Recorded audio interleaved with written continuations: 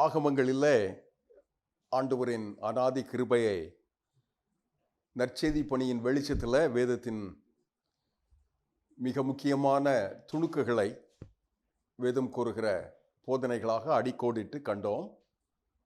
அதைத் தொடர்ந்து யோசுவாவின் புத்தகத்தை இப்போது தேர்ந்தெடுத்திருக்கிறோம்.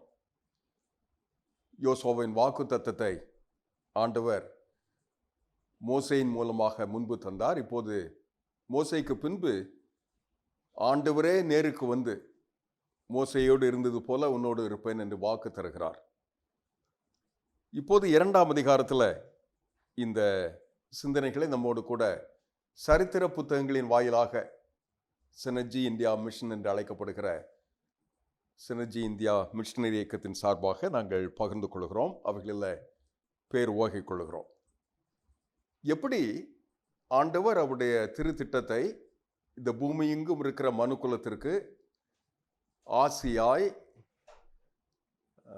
ஆசி தரும் விதமாய், ஆசி பெறாதவர்களுக்கு இன்னும் அந்த எல்லையில் இது சென்று சேரும் கிருபையாய் நம்மை நடத்துகிறார் என்பதை சரித்திரத்தின் வாயிலாக காணவிருக்கிறோம். யோசுவா என்கிற இளம் இராணுவ தலைவர் இப்போது மகத்தான ஒரு தேவ மனிதனுடைய நிழலில் நின்று பயிற்சி பெற்று இப்போது 25 ஆண்டுகளாக தம்முடைய ஆவிக்குரிய தலைமை பண்பை இராணுவத்திலும் சரி, ஆண்டவருடைய திருத்திட்டத்தில் பலிபிடத்திலும் சரி, இந்த தேசத்தை சுதந்திரிக்கிற ஆவிக்குரிய யுத்தத்திலும் சரி அவரை ஆண்டவர் பயன்படுத்துவதை பற்றி வேதம் கூறுகிறது. ஏறத்தாழ 1406 ஆண்டுகள் கிறிஸ்து பிறப்பதற்கு முன்பாக நடைபெற்ற இந்த சம்பவம் 2 காரியங்களை வெகு ஆழமாக நம்மில் இந்த சரித்திர பதிவுகளுக்காக பதிவு செய்கிறது. ஒன்று, ஆண்டவருடைய உத்தமம் மாறாதது. வாக்கு தந்தார், வாக்கை நிறைவேற்றியே தீர்வார். அழகான ஒரு வாக்கு. அவரை பின்பற்றுகிறவர்கள் இந்த வாக்கை சுதந்திரிப்பார்கள். அவர்களோடு கூட அவர் உடன்படிக்கை செய்ததுனால அந்த பின்பற்றுகிறவர்களுடைய வாழ்வு, அவர்கள் என்ன நிலையில் எங்கு எத்தனை தோல்வியுற்றாலும் எத்தனை வீழ்ந்தாலும் அவருடைய திட்டத்தில் அவர்களுக்கு ஒரு முக்கிய பங்கு இருப்பதனால அவர்களை விடாப்பிடியாக கங்கணம் கட்டி காக்கிறார் என்பதை இந்த சரித்திர புத்தகம் திரும்ப திரும்ப கூறுகிறது. கானான் தேசம் நுழைந்த நாள் முதல் நித்திரையான நாள் வரை 25 ஆண்டுகளின் மகத்தான ஒரு தலைமைத்துவம். அதில் இதை யோசுவாவின் புத்தகத்தை வெற்றி புத்தகம் என்று சொல்வார். அவருடைய அழைப்பை ஆண்டவர் உறுதி செய்து பயிற்றுவித்து மகத்தான தேவைக்காக யோசுவாவை பயன்படுத்துகிறார். யோசுவா என்கிற இந்த இராணுவ தளகர்த்தர், இராணுவ அதிபதி, அவருடைய பெயரிலேயே யாவே ரட்சிக்கிறார் என்கிற பொருள்பட வைத்திருக்கிறார். தெய்வீக வெற்றி, டிவைன் கான்குவஸ்ட், கடவுள் அவருடைய திரு திட்டத்தில் வைத்திருக்கிற குறுக்கீடு, இவைகளை அறிவதற்காக யோசுவாவுக்கு ஆண்டவர் தந்த பெரும் கிருபை, ஆழமான வேத அறிவு, அவருடைய கற்பனைகளின் மேலே அவருக்கு ஒரு ஆர்வம், அவைகளை கற்று தேர்வதில் ஒரு உயர்வான ஒப்பு கொடுத்தல் உள்ள ஒரு அறிவு, இவைகள் வழியாக அவர் பெற்றுக்கொண்ட மகத்தான வாக்கு, கால் மிதிக்கும் தேசமெல்லாம் உன் வசமாகும், கர்த்தருக்கு சொந்தமாகும். எத்தனை அழகான ஆவிக்குரிய பிம்பம், ஸ்பார்க், ஜொலிப்பு பாருங்க. இப்படிப்பட்ட ஒரு அழகான ஒரு விதத்தில் விசுவாசத்தை பயிற்றுவித்து வெற்றியை கையாளுகிறார், வெற்றியை தமக்கு சொந்தமாக்குகிறார். அப்படிப்பட்ட நிகழ்விலே தான் 2ஆம் அதிகாரம் துவங்குகிறது. எப்படி துவங்குகிறது பாருங்கள். நூனின் குமாரனாகிய யோசுவா சித்திமிலிருந்து வேவுக்காரராகிய 2 மனுஷரை ரகசியமாய் வேவு பார்க்கும்படி அனுப்பி, நீங்கள் போய் இந்த தேசத்தை எரிகோவையும் பார்த்து வாருங்கள் என்றான். அவர்கள் போய் உடனடியாக, இது இராணுவ யுக்தி, இதை அப்படித்தான் சொல்ல வேண்டும் என்று நான் நினைக்கிறேன். இராணுவ யுக்தியாக இருப்பதனால ரகசியமாக அவர்கள் எதிராளியின் எல்லைக்குள்ளாக பாதுகாப்பாக செல்ல வேண்டிய ஒரு தேவை இருக்கிறது. அதை செய்கிறார். அங்கே ஆண்டவருடைய வசனம் சொல்லுகிறது, 2ஆம் அதிகாரம் 1ஆம் வசனம், அவர்கள் போய் ராகாப் என்னும் பெயர் கொண்ட வேசியின் வீட்டுக்குள் பிரவேசித்து அங்கே தங்கினார்கள். ஆண்டவர் அவருடைய திருத்திட்டத்தில் பரிசுத்தமான தம்முடைய பாத்திரத்திற்கு, பங்குக்கு, ஈடுபாட்டுக்கு யாரையும் எங்கேயும் என்ன பின்னணியத்திலேயும் பயன்படுத்துகிறார் என்பதற்கு இது ஒரு அழகான மாதிரி. ரகாப் என்கிற இந்த மங்கை தேசம் வேவு பார்க்க வந்த மனிதர்களுக்கு உதவி செய்தது என்பது அப்பட்டமாக இங்கு வெளித்தருகிறது. அழிவிலிருந்து இந்த எபிரேய இளைஞர்களை இஸ்ரவேலின் வாக்குத்தத்தத்தின்படி மீட்கும் திட்டத்திற்கு தாம் பாதை அமைக்கிறார். இங்கே ஒளிந்து கொள்ளுங்கள், இங்கே நில்லுங்கள், இங்கே இந்த நிலையில் மனிதர்கள் இருக்கிறார்கள்.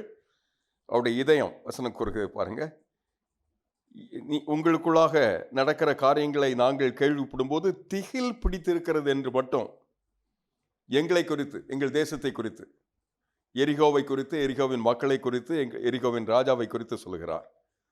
தேசத்து குடிகள் எல்லாரும் 9ஆம் வசனத்தில் சோர்ந்து போனார்கள் என்றும் நான் அறிகிறேன். ஆனால் உங்களை பற்றி நான் கேள்விப்பட்டதெல்லாம் வெகு திறமையான ஒரு மங்கையாக இருப்பது போல இந்த அதிகாரம் அவர்களை விவரிக்கிறது. நீங்கள் எகிப்திலிருந்து புறப்பட்ட நாள் முதல் கர்த்தர் உங்களுக்கு முன்பாக சிவந்த சமுத்திரத்தை வற்ற பண்ணி அதன் வழியாக போக பண்ணி நீங்கள் யோர்தானுக்கு அப்புறத்தில் சங்காரம் பண்ணிய இத்தனை ராஜாக்கள், இவைகளெல்லாம் நாங்கள் கதையாய் கேள்விப்பட்ட போது எங்கள் இருதயம் கரைந்து போயிற்று. அப்படி ஒரு வேவு பார்க்கிற, சர்வே செய்கிற கடவுளுடைய பிள்ளைகளுக்கு எதிராளி எல்லை நின்று கடவுளின் திட்டத்தை இந்த மங்கை சுமந்து வருகிறார். ஆண்டவரின் இந்த சுதந்திரிக்கும் வாக்குத்தத்தத்தின் தேசத்தை இந்த பின்னணியில் அவர்களோடு கூட நெருக்கமாக வந்து இவைகளை பகிர்ந்து கொண்டதாக இந்த பகுதி கூறுகிறது. இராணுவ நுணுக்கத்திற்கு, அவர்களுடைய இன்டெலிஜென்ஸ் சொல்வார்களே, கிடைக்க அரிதா இருக்கிற நுணுக்கமான குறிப்புகளுக்கு, தகவல்களுக்கு அணுகுமுறை வகுத்து உதவி செய்கிறார். ஆண்டவர் அவருடைய திருத்திட்டத்தில் யாரையும் பயன்படுத்துகிறார். இது ஒரு அனாதியான, ஒரு அலாதியான, ஒரு பிரமையான ஒரு காட்சி. பட்டம், பதவி, பின்னணி, பெயர், புகழ், பாரம்பரியம், அவருடைய பெற்றோருக்கு பெற்றோர், இப்படியெல்லாம் செல்வாக்கு, ஆதரவு, இவைகளுக்கு அப்பால் கடவுளின் திட்டத்தில் பங்கெடுக்கிறவர்களுக்கு இவைகளெல்லாம் இருக்கணும்னு அவசியமே இல்லை. இருக்க வேண்டியது கடவுளின் திட்டத்தை அறிந்தவாறு அந்த திட்டத்திற்கு ஏற்ற ஒரு பக்குவமான உதவியை பயன்படுத்தப்படுவதற்கு, கடவுளின் திட்டம் பாதுகாக்கப்படுவதற்கு, நிறைவேறுவதற்கு, அது நீத்து போகாதபடி காப்பதற்கு நாம் வைக்கப்பட்டிருக்கிறோம் என்கிற நிலையை உணர்ந்து அதில் பங்கெடுப்பது. இதைத்தான் ராகாப் என்கிற இந்த புறஜாதி என்று அழைக்கப்படுகிற அந்த மங்கை இஸ்ரவேலோடு கூட கொண்டிருக்கிற ஒரு விசுவாச பிடிப்பு. எபிரேயர் காய்கியோன் இவரை 11ஆம் அதிகாரத்தில் 31ஆம் வசனத்தில் அவருடைய விசுவாச தீரர் பட்டியலில் பொறிக்கிறார். அவருடைய தைரியம், இஸ்ரவேலின் எதிரிகளுக்கு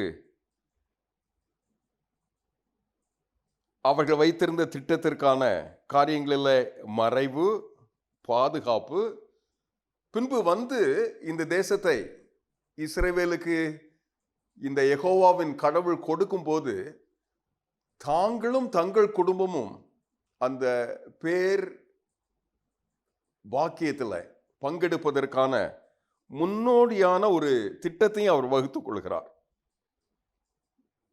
இத்தனை பாதுகாப்பாக அவர்கள் அதன் பின்பு வந்து சுதந்திரிக்கும் போது அவர்கள் வாக்கு செய்ததுபடியே, வாக்கு கொடுத்ததுபடியே இவளுடைய பெற்றோர், உடன் குடும்பத்தினர் அத்தனை பேரையும் வேறு பிரித்து அவர்களை பாதுகாத்து அந்த முழு தேசத்தையும் அவர்கள் நாசகாரமாக்கினார்கள், வென்று ஜெயித்தார்கள்.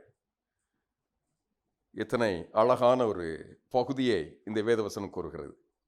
தங்களுக்கென்று ஆண்டவர் தந்த திறன், வரம், தருணம், வாய்ப்புகள், இவைகளை தனக்கு ஆண்டவர் தந்த ஒரு அழகான திட்டம் என்று எடுத்து அதை தேவ திட்டத்துக்காக பங்கேற்க ஆண்டவர் தம்முடைய திரு திட்டத்தில் இரட்சகராக பிறப்பதற்கு இவரை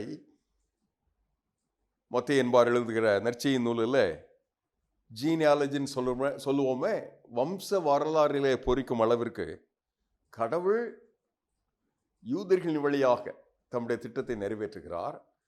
ஆனால் முழுக்க முழுக்க யூதர்கள் என்று அந்த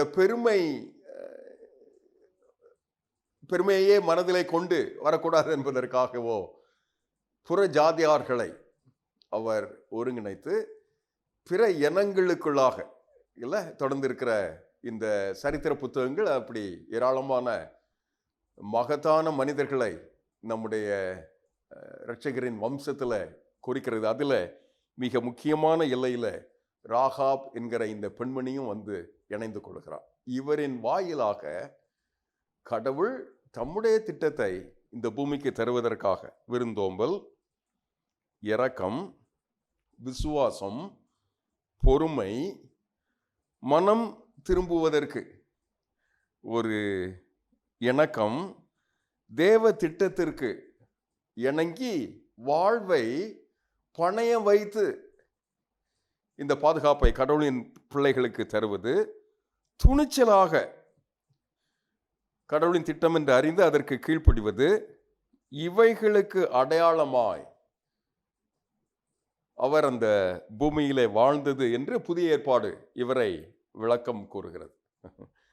இதை நிறைவு செய்வதற்காக இப்போது இந்த ராகாப் என்கிற பெண்மணியினுடைய தொழில் விஷயமாக இருக்கிற ஆராய்ச்சிகளில் ஒரு கருத்தை சொல்லி நிறைவு செய்ய வேண்டும் என்று விரும்புகிறேன். எரிகோ கோட்டை சுவரிலே வாழ்ந்து வந்த இந்த ராகாப் அங்கிருக்கிற ஒரு பழம் புகழ் வாய்ந்த அந்த தேசத்து இனங்களுக்கான ஒரு கல்டிக் ப்ராஸ்டிடியூஷன் என்று சொல்வார்கள்.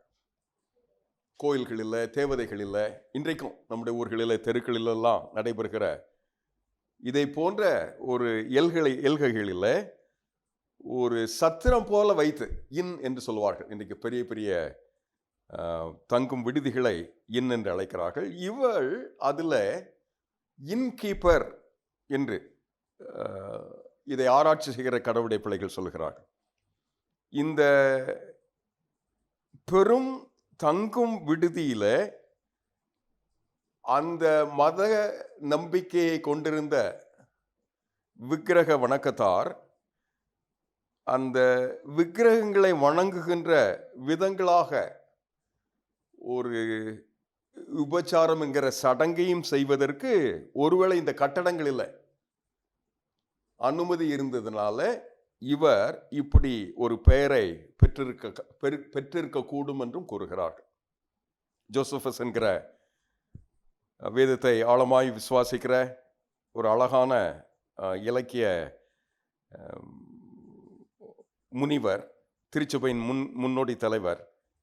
இந்த சத்திரம், இந்த உயர் பகுதியாக இருக்கிற இந்த இன் இப்படிப்பட்ட ஒரு மத சடங்குகளுக்கு அனுமதி கொடுத்து அதற்கு காரணமாக இருந்ததுனால தான் இவர் இப்படி வேசி என்று அழைக்கப்பட்டிருக்கலாம். அவருடைய பழைய வாழ்வு எப்படி இருந்ததோ தெரியாது. ஆனால் அவர் இப்போது இஸ்ரவேலின் கடவுளில் நம்பிக்கை வைக்கிறார். வாழ்வு மாறுகிறது. இஸ்ரவேலின் கடவுள் எங்கள் கடவுள் என்று ஏற்கிறார். அதற்கான மனம் திரும்புதலையும் துணிச்சலான கீழ்ப்படிதலையும் அடையாளமாக தன்னுடைய வாழ்வில் அணிந்து கொள்கிறார். ஆகினால அங்கே இருக்கிற இராணுவ சேவைக்கு இவர் தகவல் தந்தவராகவும் மிக நுணுக்கமான காரியங்களை செய்து நிறைவேற்றுகிறவராகவும் வாழ்ந்து விடுகிறார். அழகான செய்தி. இந்தியாவில் இந்த தலைமுறைக்கான நற்செய்தி பணி வெகு விமரிசையாய் பெரும் இயக்கங்களாய் உருவாகுவதற்கு கடவுள் பயன்படுத்திய மனிதர்களில் மிக முக்கியமானவர்கள் டாக்டர் தியோடர் வில்லியம்ஸ் என்று அழைக்கப்படுகிற கடவுளுடைய திருமகன், தமிழ் திருச்சபைக்கு தந்த ஒரு தங்க மகன். அவர் எங்களுக்கு சொல்லும் போதெல்லாம் சொல்லுவார்கள், நான் தெற்கே அரைக்குவல் என்கிற பத்திரிகையை துவக்கி வைத்துவிட்டு அதற்கான தகவல் சேகரிப்பதற்காக, சர்வே செய்வதற்காக தாலுகாக்கள், ஜில்லாக்கள், அப்போது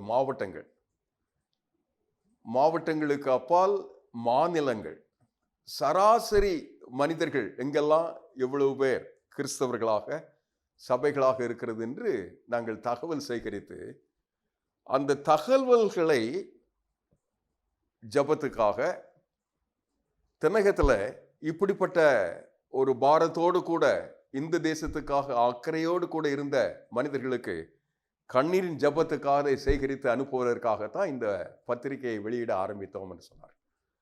அதை ஏறத்தாழ அநேக ஆண்டுகள் எடிட் செய்து அதற்கான ஆசிரியராக இருந்ததுனால அதனுடைய ஆழமான கனமான பொறுப்பு எனக்கு அத்தனையாக தெரிகிறது. அதை எத்தனை எளிமையோடு அழகோடு கடவுள் ஆரம்பித்து தந்திருக்கிறார். எளிய விதங்கள் இல்லை, மாவட்டங்கள் இல்லை, தாலுகாக்கள் இல்லை. இந்த தகவல்கள் சேகரிக்கப்பட்டு தேவ திட்டமாகிய கடவுளின் வாக்கு இந்த இஸ்ரவேல் சந்ததிக்கு இந்த தேசம் உரிமையாகும் என்கிற அந்த சொல் வாக்குறுதி நிறைவேறுவதற்கு இடம் தருகிறார். விசுவாச மங்கையாய் மாதிரி விசுவாசத்தை காண்பித்து விசுவாச தீரர் பட்டியலில் வந்து நீதியாக எண்ணப்பட்டு யாக்கோபு என்கிற நிருபம் அவளை பாராட்டி அவளுடைய விசுவாசத்துக்காக அவளுக்கு ஆண்டவர் தந்த பெரும் கிருபையை தந்து இந்த பூமிக்கே இரட்சகரை பெற்று தருவதற்கான பாக்கிய கற்பத்தை இவள் வழியாக பிறந்தவர்களுக்கு ஆண்டவர் தந்தார் என்பது எத்தனை மகத்தான உண்மை. அந்த திருக்கிருபையை கொண்டாடுகிறவர்களாக இன்றைக்கு இந்த வசனத்தை எங்களுடைய தியானத்தில் இணைந்து கொண்டிருக்கிற தொலைக்காட்சி நண்பர்கள், யூடியூப் அன்பர்கள், அலைபேசியில் எங்களை கேட்கிறவர்கள், கடவுளின் திட்டத்திற்கு நாம் எந்த நிலையில் வைக்கப்பட்டிருந்தாலும் பயன்படுத்தப்படலாம். பாதுகாப்பதற்காக நம்மை ஆண்டவர் அவருடைய திட்டத்தில் அவருடைய பிள்ளைகளை நம் கண்முன்னால் அனுப்பும்போது ஆண்டவர் அருள் தருவார். அந்த விசுவாசத்தீர் பட்டியலுக்கு ஒருவேளை எபிரேயர் எண்ணி எழுதப்படுவதில்லை. ஆனால் ஆண்டவரின் திருத்திட்டத்தில் அவருடைய திரு சமூகத்தில் காத்திருக்கிற ஆண்டுடைய பிள்ளைகளுக்கு இந்த தீர பட்டியல் அவைகளில் நீங்களும் உங்களுடையவர்களும் நானும் நம்முடையவர்களும் இப்படி வாழ்வதற்கு எத்தனை பெரிய வாய்ப்பு. ராகாபின் விசுவாசம். ஆண்டவர் அவருடைய திறன் வரங்களை காப்பதற்கு ஆண்டவர் அழுகின்ற பெரும் திட்டத்தின் பங்கு. அதன் விளைவாய் இந்த பூமிக்கே ஆண்டவர் தம்முடைய இரட்சகரை பெற்றுத்தந்த பாங்கு, இவைகளை ராகாப் நமக்கு கற்றுத்தருகிறார். தேவ திட்டத்தில் ராகாப். நம்ம அப்படி அந்த கிருபையை பெற்றுக்கொள்வோமா? எங்கும் எந்த எல்லையிலையும் என்ன நிலையில் இருந்தாலும் இந்த பங்கு பாக்கியமாக நமக்கு வந்து விடியும். ஜெபிக்கலாம். என்னோட கூட இணைந்து கொள்வீங்களா? ஆண்டவரே, இந்த பொழுதுல எங்களே எங்களுடைய எளிமையில், ஒப்பு கொடுத்தலில், அர்ப்பணத்தில் அழகாய் வந்து சந்திக்கிற உம்முடைய கிருபைக்காக நன்றி. எங்களை ஆக்குகின்ற, எங்களை பூரிக்க செய்கிற, உம்முடைய விசுவாசத்திற்கு எங்களை ஆள் ஆக்குகிற உம்முடைய கிருபையை தருவதற்காக நன்றி. ராகாபுக்கு தந்த விசுவாசத்தை எங்களுக்கு தாரும். அவர்களுக்கு தந்த பாக்கியத்தை எங்கள் குடும்பங்களுக்கு தாரும், எங்கள் மனிதர்களுக்கு தாரும். உம்முடைய தேவ திட்டத்தில் எங்களுக்கு ஒரு பங்கு பாக்கியம் இருக்கட்டும். அந்த பாக்கியத்தை ஆண்டவரே, உம்முடைய திருத்திட்டத்தை நிறைவேற்றுகின்ற மனிதர்களுக்கு எங்களை பங்காக தரும்போது, ஜபமாக தரும்போது, தியாகமாக தரும்போது, உம்முடைய அன்புக்கு அடி பணிந்தவர்களாக நிற்கும்போது, நீர் செய்யவிருக்கிறவர்களை கண்கள் காணவில்லை, செவிகள் கேட்கவில்லையே, அதை அப்படியே ராகாபுக்கு செய்தது போல, அவருடைய குடும்பத்துக்கு செய்தது போல, இதை கேட்கிற ஜெபிக்கிற என் சகோதர சகோதரிய குடும்பங்களுக்கு செய்யும்ப்பா. நீர் அப்படியே செய்வீர். நன்றி. இயேசுவின் நாமத்தில் ஜெபிக்கிறோம் நல்ல பிதாவே.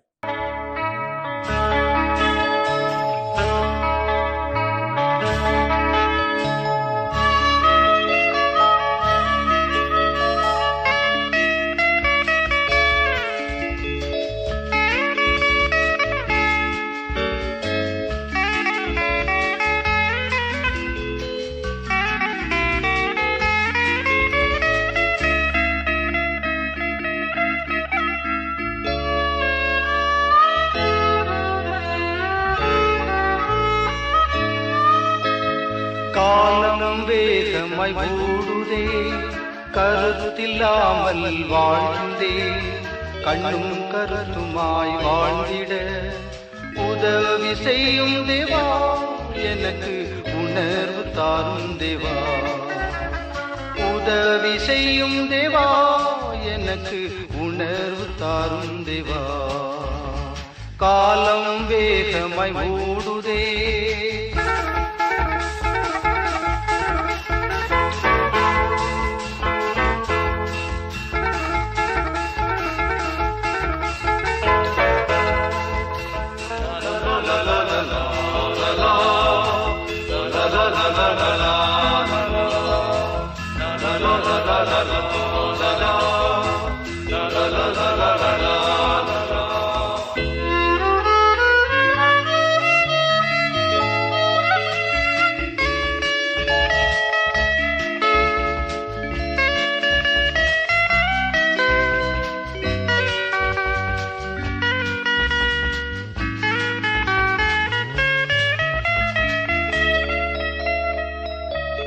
உள்ளத்தில் மாற்றம் தேவை எனக்கு, வெளிவேஷம் என்றும் வேண்டாம். உள்ளத்தில் மாற்றம் தேவை எனக்கு, வெளிவேஷம் என்றும் வேண்டாம். மறுரூப வாழ்வை தந்து என்னை உணவானாய் மாற்றிவிடும்.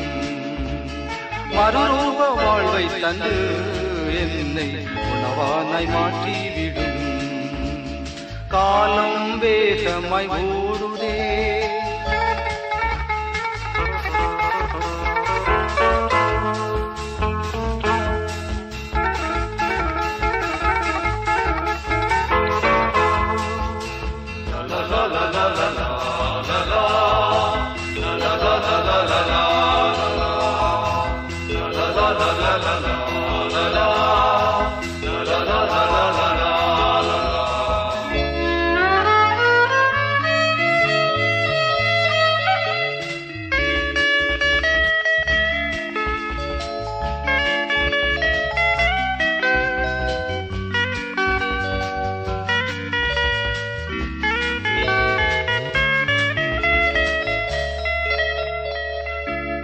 கல்வாரி காட்சி கண்டேன் அந்த காயங்கள் என்னால் என்றே கல்வாரி காட்சி கண்டேன் அந்த காயங்கள் என்னால் என்றே அன்பின் ஆழம் கண்டு அந்த அன்புக்கு அடிமை என்றே அன்பின் ஆழம் கண்டு அந்த அன்புக்கு அடிமை என்றே காலம் வேகமாய் ஓடுதே